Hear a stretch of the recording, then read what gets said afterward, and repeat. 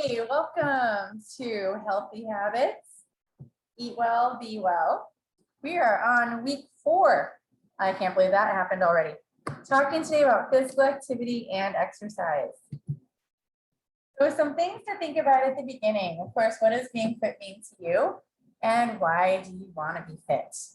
Those are two, I think, super important things to think about because it looks very different for everyone. And what fitness means to you will in large part help us determine how we're going to get you there. Looking at physical activity versus exercise, always a good thing to just kind of think about. So physical activity we think of as things more like doing household chores, gardening, playing with your kids, things like that. And while that sort of thing may get your heart rate up and be helpful, with circulation, and you're going to burn calories, it typically doesn't do too much to improve your overall cardiovascular fitness level. We kind of look more towards exercise as times that are planned and structured with the goal in mind to either improve your performance, improve your physical fitness, or something like that. So of course, again, physical activity can be it's a hugely important part of our day. But even if you're pretty physically active, sometimes we still need to schedule that exercise time. So just some statistics here to kind of look at and think about. Actually, more than 80% of adults don't meet the guidelines for physical activity and exercise, and more than 80% of adolescents. So what are the guidelines? The American College of Sports Medicine says that every adult should be getting approximately 150 minutes of moderate exercise each week. Moderate meaning that you can usually talk. We're not talking about real intense activity, but 150 minutes, so approximately 30 minutes, 5 days out of the week. And of course, that can be broken up. We know now that for the general health benefits, breaking that up into shorter duration, maybe 10-minute segments, is very much beneficial and can be a lot more manageable for some people. So some other really exciting things about exercise that I'm not sure everyone's aware of, so I definitely want to share, is that there's a ton of research out there that shows that exercise can really help prevent cognitive decline and possibly even not prevent by any means, but delay the onset of things like Alzheimer's and age-related dementia, especially activities that involve some kind of hand-eye coordination or a little bit more thinking. And I do tell you that not only from a professional standpoint in the education, but I've also seen it very much firsthand. So I am an exercise physiologist with the American College of Sports Medicine, but I'm also a functional aging specialist. And I've worked extensively with seniors, both in a living situation and also in a physical therapy setting. So I've seen it actually a lot in my career. So it's very exciting, the effects that exercise can have, even on those of us that are older.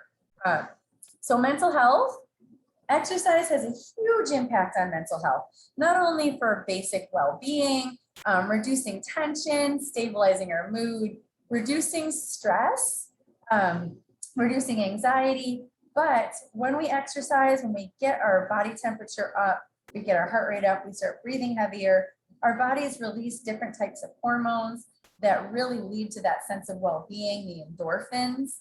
Not everyone gets a runner's high, but our bodies definitely produce some feel-good hormones. Even if it doesn't feel great while you're exercising, you always feel great afterwards. The increased levels of serotonin and dopamine that our bodies produce actually are more effective at treating most depression than most of the antidepressant medications out there that are prescribed. And we're leaning more and more in this country towards actually physicians being able to prescribe exercise as medicine.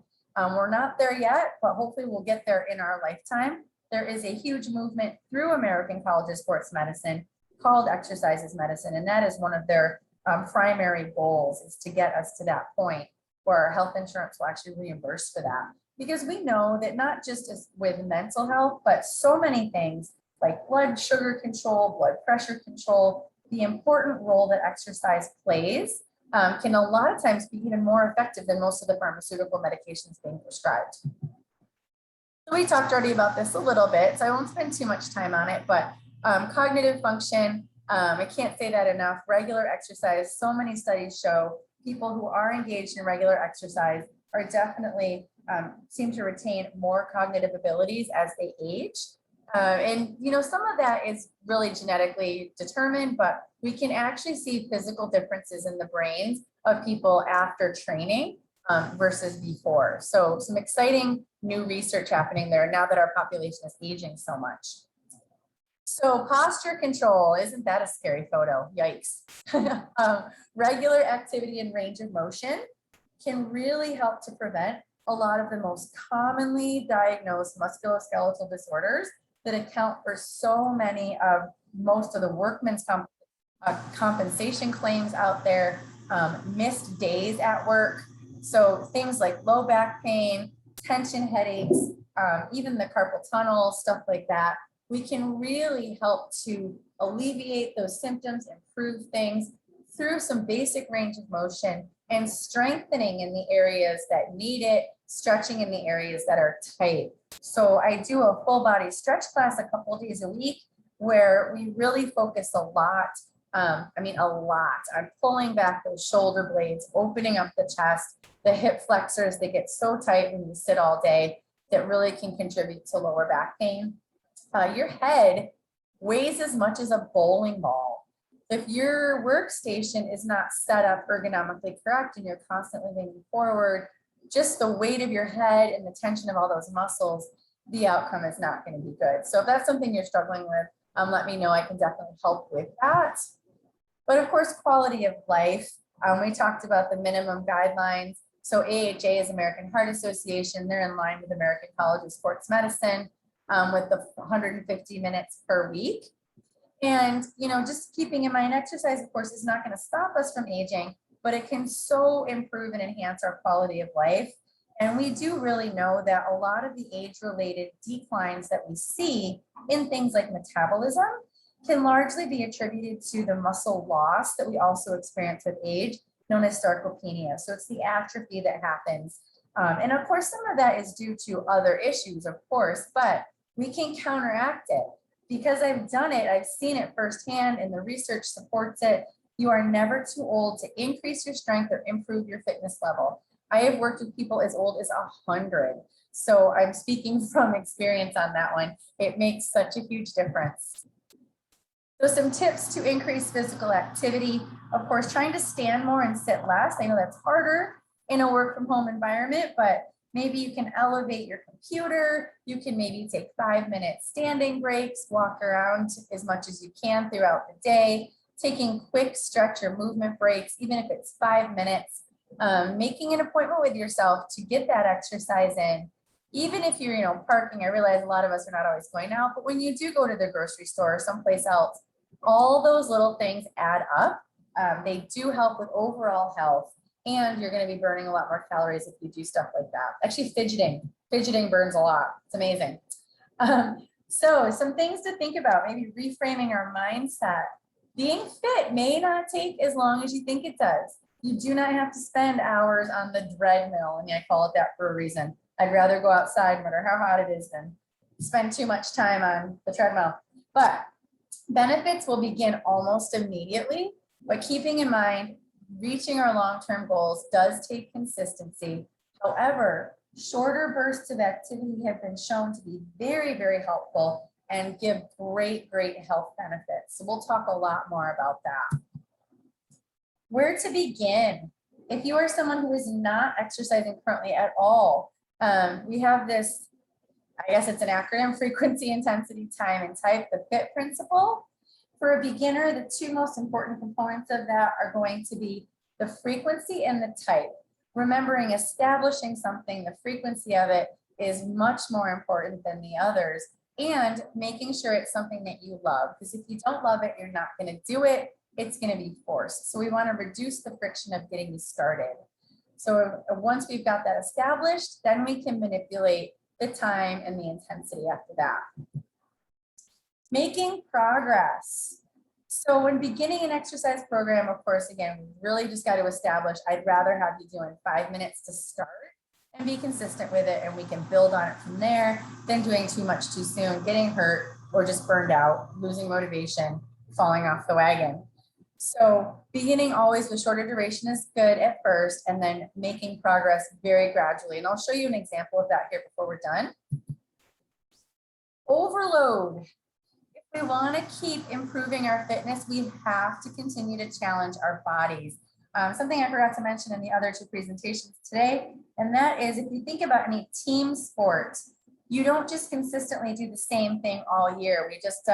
We're paying a lot of attention to basketball here in Arizona, but any team sport, you've got preseason, in-season, postseason, and off-season. Those athletes don't do the same kind of workout day in and day out, month after month, because our bodies get used to it. We've got to have different modes, and that doesn't just apply to athletes. Our bodies are inherently lazy, and they will only adapt as much as they have to. So once those muscles, those tendons, those bones become as strong as necessary for whatever it is that you're asking your body to do repeatedly, then it will stop. You will not get any stronger. You won't make any more progress. We call that a plateau. And of course, that's a very frustrating place to be. You're kind of humming along, things were working great, and then all of a sudden you're like, wait a second, I'm not making progress anymore. Well, typically when that happens, we've got to change something, and regularly changing your workouts can make a huge difference. I can certainly help you with what that looks like if you're not sure. But there's a lot of different ways that we can accomplish that. With resistance training, I mean, it can be as simple as changing the order of your exercises, maybe changing the mode. So we go from an endurance mode, maybe to a strength mode. Mode can also refer to maybe one day a week you start riding a bike or doing something slightly different than what you're used to doing, trying the row machine instead of the stationary bike, something like that. But there's a lot of different ways we can vary it and change that stimulus on your body so that your body has to start responding again. With resistance training, the way that we're going to know we're ready to make progress, when you can do 2 or more repetitions, then you usually can on any particular exercise for 2 consecutive workouts, then you're ready to increase. But we still want to make those increases gradually, keeping in mind that most of the strength gains we see within the initial portions of any resistance training program are actually attributed to the body learning how to do the exercise and recruit the muscles properly, and not as much about the strength increases. I say that as well because it's much more important to take your time, learn how to do exercises properly if you're not aware already, because if you learn how to do it the wrong way, then we have to untrain your brain and retrain your body how to do it. So it's better to learn how to do it the right way, and then we can load you up once you know how to do that.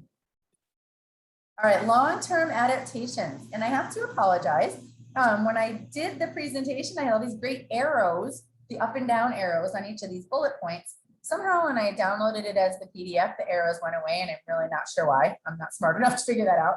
So I will walk you through what all of these refer to. So cardiovascular fitness, one of the long-term adaptations is increased oxygen utilization, which is huge because that is directly what's responsible for our increased ability to use fat for fuel. And more oxygen means less fatigue and greater endurance. You can go longer, you don't get as tired as quickly. Fat storage will ultimately go down, provided that you're not out eating your workouts. That's another conversation. But our bodies will pretty quickly begin producing more red blood cells so that with every breath you take, you can actually carry more oxygen with each breath. After a couple months, actually, I think it starts after a few weeks, like 3 weeks, our bodies will start to produce more capillaries to our working muscles. So the capillaries, just a little biology review there, is the tiniest blood vessel you have. That's where nutrient exchange takes place. The cells have to go through them single file. But our bodies will start growing more capillaries to the working muscles so that we have now more red blood cells carrying more oxygen to our muscles, which means we're burning more fat ultimately, and we don't get tired as quickly. Our resting heart rates will come down, meaning that the heart does not have to work as hard to accomplish the same thing because now it's stronger and it can pump more blood with every single beat.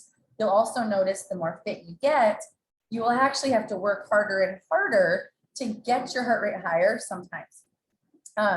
Blood sugar regulation, that is greatly enhanced in people that are active, especially through things like resistance training, which is actually more effective for insulin sensitivity. So helping to control that gatekeeper for the blood sugar than any other kind of exercise.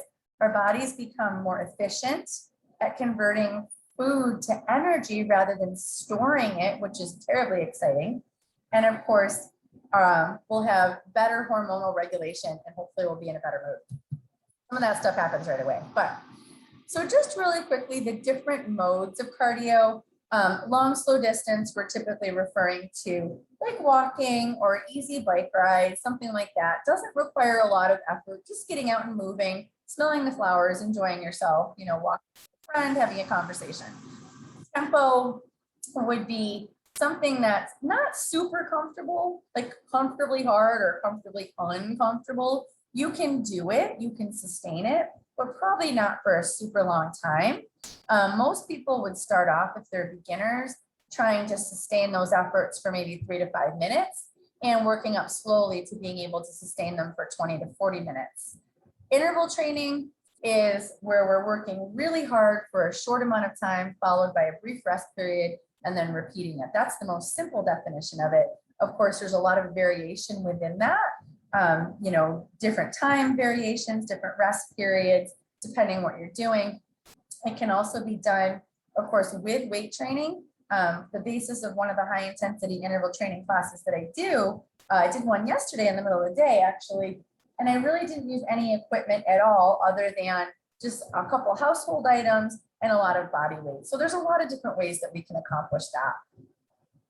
And looking at our exertion, so if we're doing that long, slow distance, it's going to be very comfortable. As long as you are hydrated, you've got water, you've got enough fuel, you can probably keep going for a long time. It's a good place to warm up. If you're going for a run, you don't want to just sprint out the door because there's a good chance you might tear something.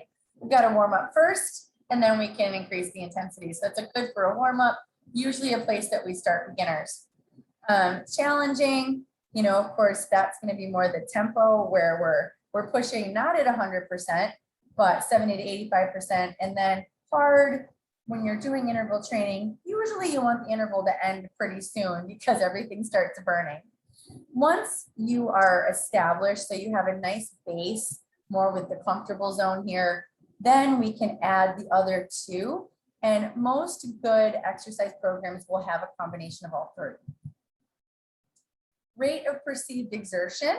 This is definitely something we need to take a look at because a lot of the heart rate max predictions can be very inaccurate. We can actually figure it out very scientifically, but not everyone has access to those tests. So some of the formulas to figure these things out or to estimate them can be very inaccurate. They can be off by up to 30 beats. So taking into account, I have seen people at a heart rate of 180 who I'm like, are you on a scale of 1 to 10, 1 being you're sitting on a couch, 10, like you feel like you're gonna die at the stop soon, where are you? And they're like, oh, I'm about a 6, and I'm thinking they're gonna fall over, and they're fine, which means that their max heart rate is a lot higher than I thought it was. So gauging that rate of perceived exertion along with what your heart rate is can be very, very important. So a little bit more on exertion and exercise. We've got this fancy acronym in the exercise science world: excess post-exercise oxygen consumption, EPOC. And that is the entire basis, really, for high intensity interval training. So we know that, think about sprinting up a flight of stairs. When you get to the top of a flight of stairs, what are you usually feeling like? You're probably breathing really heavy, right? Versus just going for a casual walk. You're probably breathing really heavy and your lungs are burning, your legs are burning, everything's burning. So think about that, right? That super intensity. I'm like, you have to stop and breathe or your body can't keep going. Well, the longer we continue to consume more oxygen, the more calories, the more fat we're going to continue to burn for a much longer time. So this is where a lot of, again, the basis for that high intensity interval training comes in. And we have found that those intense periods of exercise, as short as they are, can lead to some really great returns. Multiple studies have shown, this is very exciting. increases in skeletal muscle mitochondria. So that's kind of a flashback to high school biology. Mitochondria, so the powerhouse of your cell, that is where all the metabolism happens. So if our bodies start producing more of those little things, and we've got more red blood cells, and we're getting more capillaries, within a couple weeks, like it's starting within a couple weeks. It takes a while for the long-term adaptations, but we've seen evidence that it starts within as few as 6 or 7 high-intensity interval workouts over a 2-week period. And I did link, so the hyperlink here is to that study. That is not Lenny Kravitz. Dr. Len Kravitz is one of the premier exercise physiology researchers in the world. He is out of New Mexico State University, and he is on the cutting edge of all of this stuff. And I can tell you the HIIT workouts that these people were doing, it was usually, well, in a couple of different studies, it was the 4-minute segments where they're all training between 20 seconds of work, 10 seconds of rest. So more studies, and again, I'm linking it here if you want to check that out. But that realistically, 2-minute sprint intervals, which 2 minutes of sprinting, that's a lot of sprinting actually, done 3 times a week for 6 weeks, elicited the same fat burning effects as sessions of 30 minutes of endurance exercise. So if fat burning is your goal, it's definitely worth considering putting some intervals into your training. But again, remembering if you're new, we have to work up to that. I definitely want to make a side note that there are many ways to accomplish this intensity. It does not have to be sprinting, because I'm sure there's always someone out there going, yeah, but I don't like to run. You don't have to. The intensity is the point, not the mode of it. You can jump on a pogo stick. You can walk up the flight of stairs. I actually just did a program for someone the other day, and at the end of the day, we figured out maybe the best way to do this that was going to be the easiest on the person's body, but get their heart rates the highest. Said, okay, you live in an apartment building with lots of stairs. We're going to try, you're going to go up the stairs as fast as you feel like you can without hurting yourself. And then on the way down, that'll be your recovery. It's a great way to do intervals. There's lots of ways. And again, I can help you figure out what some of those ways are if you are curious. All right, calorie burn, fat loss, and muscle gain. Lots of things to talk about there. So again, I'm linking some sources for some of the various studies that we're talking about. The combination of cardio and resistance training tends to be the most effective for fat loss for multiple reasons. Definitely one of them is that resistance training does have a greater impact on insulin sensitivity, on some of the growth hormones and things like that. But it's also evident that even though a resistance training workout, unless it's done in an interval or a circuit style, does not burn that many calories, because of the resistance put on the muscle, our bodies do actually consume more oxygen after that than a low intensity steady state cardio. So you're going to have more oxygen consumption after, say, 20 or 30 minutes of resistance training than going for a walk for like an hour. So one of the things to look at here is we know that every person burns about 5 calories for every 1 liter of oxygen they take in. That's where we can correlate, wow. So if the person takes in and uses more oxygen, they're burning more calories. And I'll show you a case study here at the end. We might run a little bit over 30 minutes. So if you have to hop, I completely understand, knowing I'm going to send this out. But if you can hang with me, I would love to explain it. So of course, more oxygen means more endurance, increased calorie burn, and fat metabolism. So I want you to get the visual in your mind of, again, sprinting up that flight of stairs. So one of the major differences between us and, say, an Olympic marathon runner, besides genetics and a lot of training, they're literally not burning like we are. They're able to go longer, go harder, go faster, because their bodies are very efficient at burning fat for fuel. And when we're burning more fat for fuel, we don't get as much of that burn, that acid buildup, because our bodies are clearing it. So that's really kind of exciting to think about. But keeping in mind that calorie burn rates, both during exercise and the fuel that our bodies are going to gravitate towards, varies widely among individuals. But I'm here to tell you that you can shift both of those with training. I've seen it. I'll show you an example of it. we can, through training, not only increase the amount of calories that you're burning, but we can also help teach your body how to use fat more effectively and more efficiently as a fuel source. So something else to keep in mind, a caloric deficit of approximately 3,500 calories is required to lose 1 pound of fat. So thinking about, what I just mentioned, of course, about the 5 calories, I'm going to show you an example here in a minute, but reasonable fat loss is about 1% of your total body weight per week. If you do the math, if you are someone that's lost 5 pounds in 1 week, think about how many calories that actually is. It's like 17,000. I'm doing the math in my head.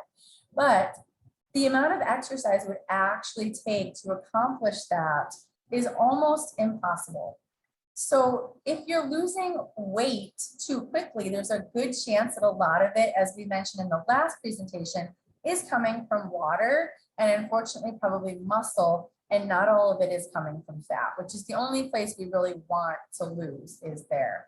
But keeping in mind that it will slow down, a smaller body requires fewer calories to propel it, even though with our fitness level, we can begin to increase the amount of calories that we burn. So I have linked in here, this is an estimated calorie burn calculator. It is not the most accurate thing in the world, but it's a good ballpark.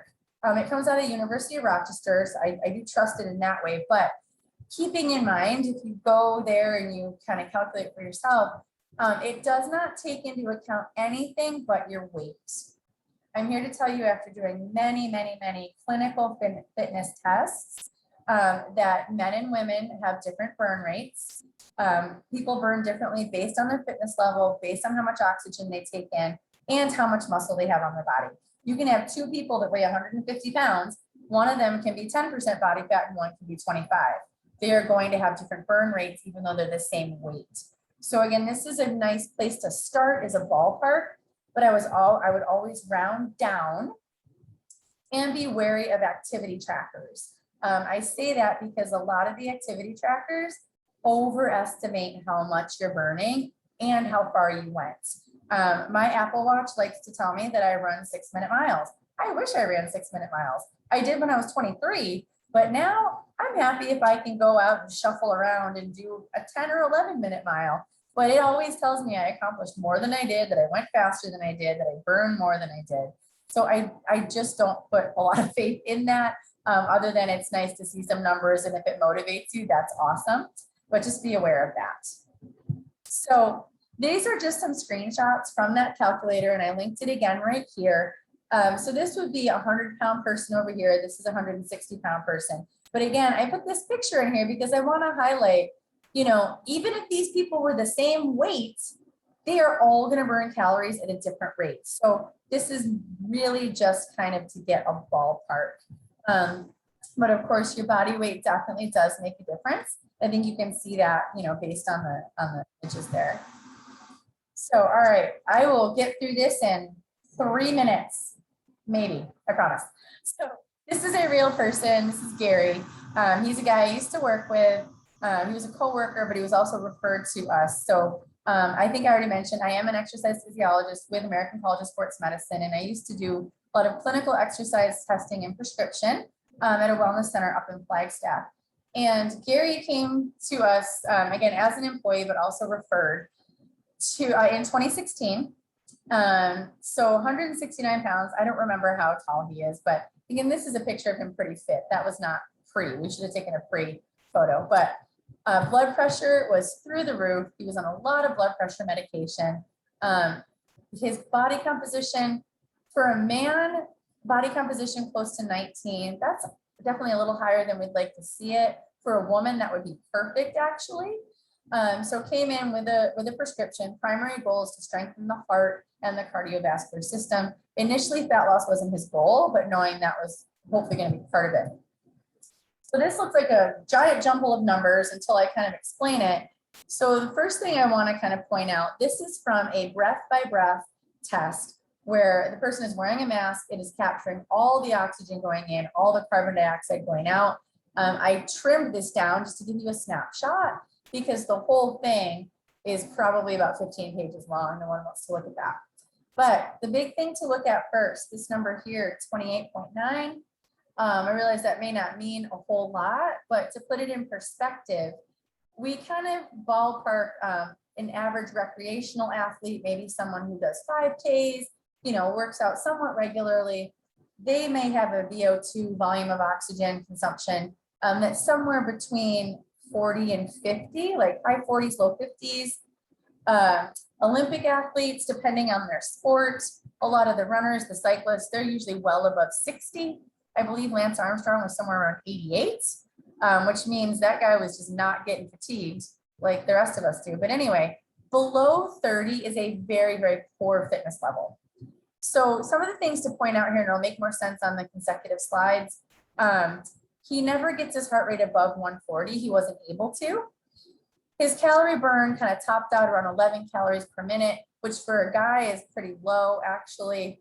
But one of the main things you'll notice here is his body, we're kind of almost always burning fat and carbohydrate at the same time, but somewhere around a heart rate of 125, which is very, very low, he completely shifts over to 100% carbohydrate. So I want you to go back to that top of your stairs.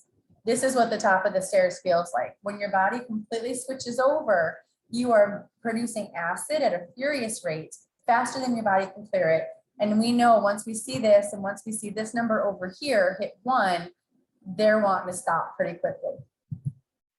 So his initial exercise prescription, notice we only start with 5 to 7 minutes on the stationary bike, keeping the heart rate relatively low, and we increase the duration by 1 to 2 minutes per week until he could do 20 minutes sustainably.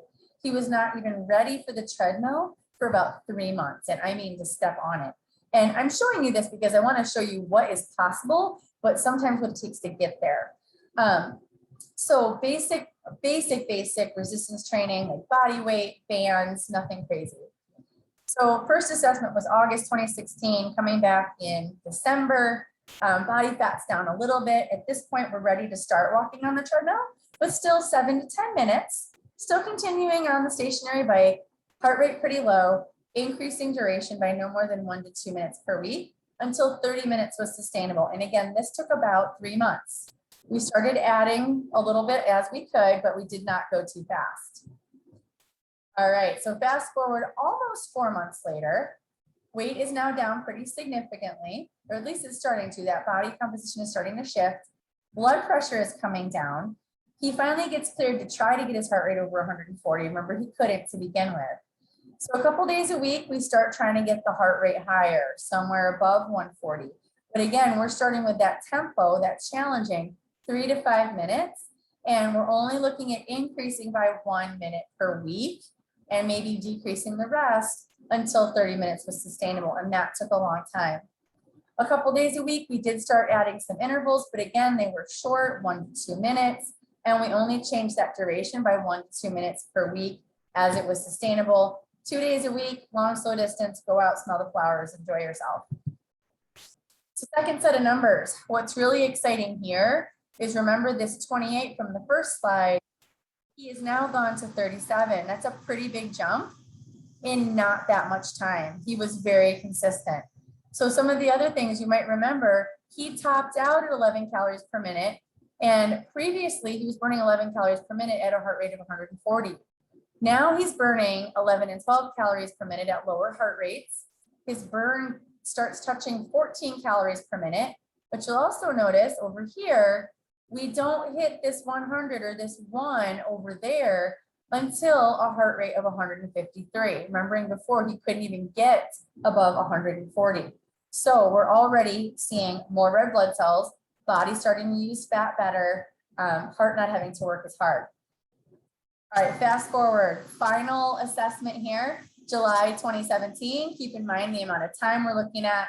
Yes, this is what the test looks like. Yes, that is me in the background there. His weight is down at this point pretty significantly. He has increased his muscle. He's decreased his body fat, off of all blood pressure medication with his blood pressure completely normal. Very exciting stuff. Now hooked on exercise, part of his life, partly because we started slow and increased appropriately. But here's the big bang for the buck over here. So on the final and third assessment, not sure what I just did there, but oh well. He is now able to get his heart rate to 165. In the second assessment, we could not get above 150. That was it. Notice here, this number went from 28 to 37. It is now at 42. That is huge. Keeping in mind, you burn 5 calories for every liter of oxygen. Yes, these are milliliters, but that's breath by breath, okay? So the other major thing to notice, we never hit 1 over here, and he never completely switches over to carbohydrate burning, meaning he is continuing to burn more fat more quickly. His body is mobilizing that fat more quickly. He is metabolizing it. He can go harder, higher heart rates, last for longer. His body is now a fat burning machine. I show this to you again because I want you to see visibly, yes, you can do this kind of thing. We just have to do it properly. And again, if you're someone who's stuck, you're not sure how to manipulate it, let me know. I will help you. I realize this kind of test is not something that everyone can necessarily do. However, if you live somewhere near a university, if they have an exercise physiology or exercise science lab, I would give them a call because those senior students are proficient at doing this stuff and they're always looking for guinea pigs. There are ways to get these tests done for yourself, but we can at least make some estimations and just knowing what's happening. So finally, just really quick, I'm gonna bring it all together here. Protecting it, of course, we've talked a lot about that. Making sure you schedule it, block your calendar, don't force it. Don't try to put your exercise at a time when you know it's gonna be challenging. Do it when there's gonna be the least amount of resistance, doing something you love. And I cannot emphasize enough the help of other people. Gary had us for accountability. We were his coworkers, but we were also the people that were coaching him. So we knew if he was showing up and if he wasn't, and that was a big piece of it. So throughout this week, and of course I will be sending this out shortly, some action items to think about. If you still have any barriers to either establishing an exercise routine or how to improve, how to break through that plateau, maybe think about what those are. And if you're just still not sure how to get around it, please let me know. And we can always correspond either via email or setting up a one-on-one consult. But thinking about those different things. If you can, connect with a friend for some accountability this week. If you have any control over it, maybe schedule a walking meeting so you're not sitting at your desk all day. People are more productive. Many studies have shown that our brains are more productive when we're walking and moving. So that's it. I know I kept us a little bit over, a lot of information, but I hope some of it was helpful. And thank you for tuning in today.